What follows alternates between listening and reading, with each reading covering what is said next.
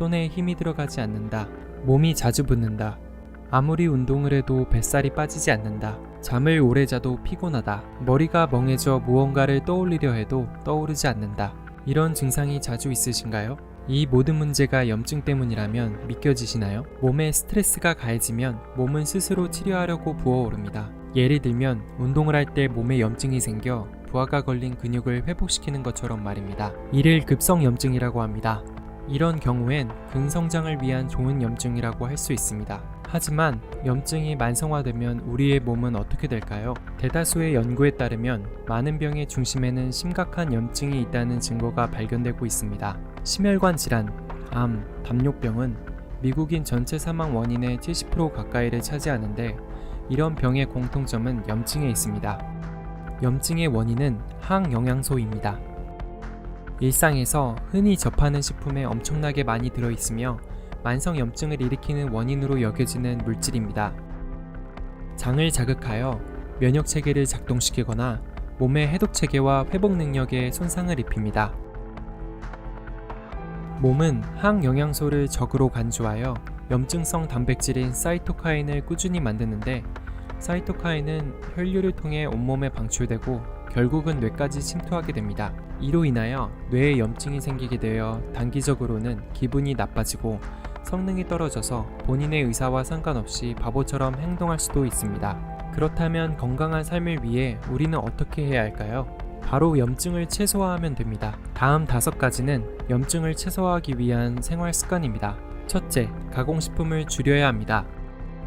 당연한 얘기지만 염증을 줄이기 위해 가공식품을 가능한 줄여야 합니다.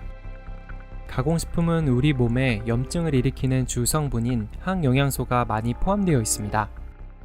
가공식품에 첨가된 방부제, 착색료, 착향료 등 항영양소의 형태인 독소가 포함되어 있습니다.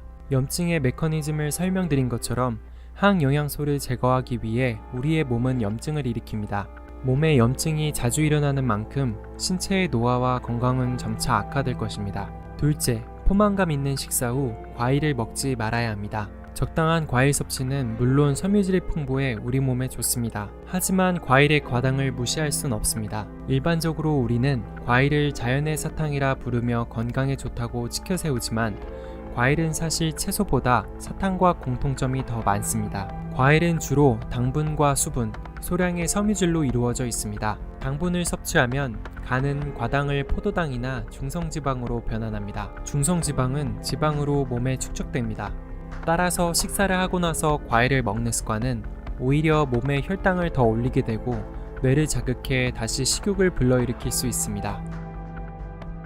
셋째, 과일 음료와 탄산음료를 줄여야 합니다. 음식 중에 우리 몸의 혈당을 가장 빨리 올리는 것 중 하나가 바로 음료입니다. 생과일은 섬유질 때문에 천천히 씹어 먹으면 과당이 몸에 흡수되는 것을 지연시킵니다. 하지만 과일을 갈아 먹거나 시중에서 파는 과일 음료를 마실 경우 생과일을 모두 갈았기 때문에 당은 섬유질에서 이탈하여 유리당이 됩니다. 그리고 유리당은 체내에 흡수될 시 아무런 제약 없이 혈당을 급속도로 올립니다. 마찬가지로 탄산음료도 혈당을 굉장히 빨리 올립니다. 여기서 더 조심해야 할 건 다이어트 콜라입니다. 콜라의 당 함유량을 보며 콜라는 마시고 싶지만 몸 건강을 위해 그나마 무설탕인 다이어트 콜라를 드시는 분들이 있습니다. 하지만 다이어트 콜라는 무설탕인 대신 단맛을 내기 위해 아스파탐이라는 인공감미료를 사용합니다. 아스파탐은 인슐린 호르몬의 분비를 교란시킬 수 있습니다. 말 그대로 혈당을 요동치게 하여 뇌 분비계의 혼란을 야기할 수 있습니다. 혈당 조절이 잘 안 되는 것이 바로 당뇨병의 시작입니다. 당은 성인 기준으로 하루 2000칼로리 섭취 시 50g 이하입니다. 넷째, 하루에 커피 한 잔을 마십니다.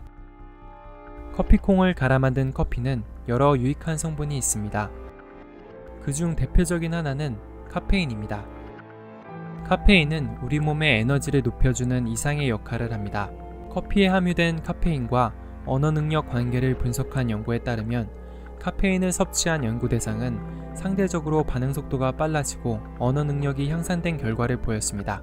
이를 통해 카페인은 뇌에 염증이 생기지 않도록 예방하여 인지 능력 저하를 완화하고 알츠하이머병에 걸릴 위험을 낮춰준다는 논문 결과가 있습니다. 또한 커피는 장내 유익균의 먹이가 되는 폴리페놀을 대량으로 공급합니다. 미국 프레드 허친슨 암 연구센터에서는 하루에 커피를 일정량 마신 남성은 전립선암의 재발 위험이 59% 낮다는 사실을 발견했습니다. 또한 커피는 발열성이 높아서 체지방 감소를 촉진하고 적절하게 이용하면 엠토르라는 체내의 물질을 억제해서 근육 형성에 도움을 줍니다.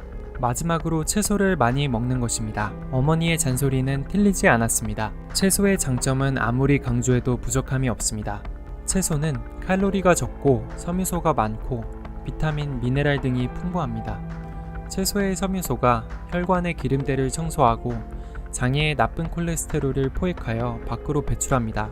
또한 채소의 엽록소는 암 돌연변이를 억제해주는 기능을 가지고 있습니다. 이처럼 하나의 단점도 없는 채소를 먹는 것만큼 우리에게 유익한 습관은 없습니다. 바쁘고 복잡한 현대 사회 속에서 자신의 건강을 챙기기가 말처럼 쉽지 않습니다. 그러나 그 속에서 중심을 잡고 원하는 목표를 향해 굳건히 나아가기 위해서 건강한 정신과 육체는 필수적입니다.